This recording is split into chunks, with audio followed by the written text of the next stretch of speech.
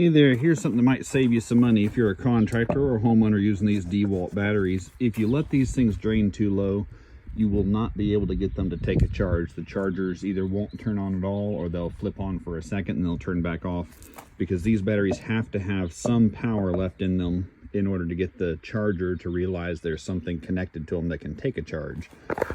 So what I've done, and this is especially important if you've got these great big batteries, because these things are not cheap. I think these are neighborhood of $200 a piece. And if you're using, I wish I had one, I should have put one of these in front of me, using one of these little adapters that clips onto the top of the battery and gives you a USB port, those have a tendency to drain these down below their minimum voltage to charge.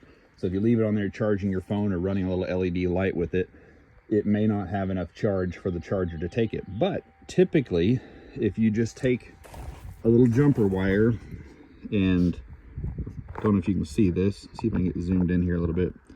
You've got your B positive and your B negative on the outsides of the battery, and just take your positive and run it over to the positive of a battery that has charge, and your negative and run it to the negative, and let these things sort of share their charge for a minute.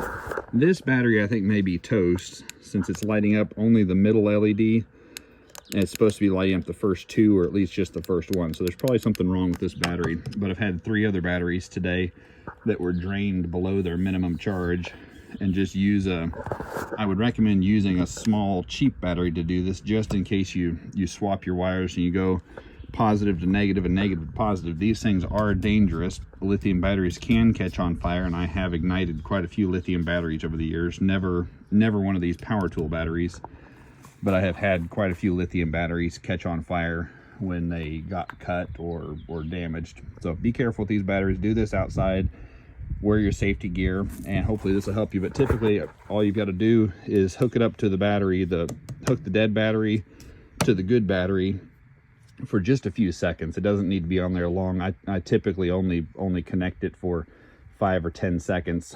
This one I'm leaving longer to see if it'll ever light that first LED. I don't think it will. Make sure when you're connecting and disconnecting that you don't cross these wires, so you don't ruin one of your batteries. I just used 12 gauge wire, hammered it just a little bit so that it would fit in the slots here. And then when you disconnect them, it's typically not going to show any charge at all on the battery that was dead. It'll be too low to light the LED, but it'll have enough power for the charger to recognize it. This is going to make me a liar right here. I think this is a bad battery that's just total trash, but we're going to try this anyway since I got the camera rolling.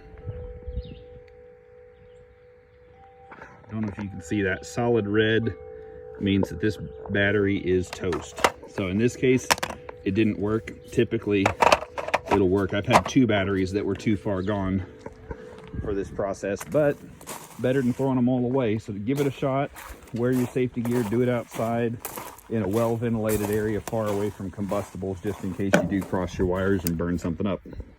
Be careful. If it was helpful, we'd appreciate a subscribe, or at very least just give us a thumbs up. And if you'd like to follow for future videos, we'll try to put out more helpful videos for you. Thank you.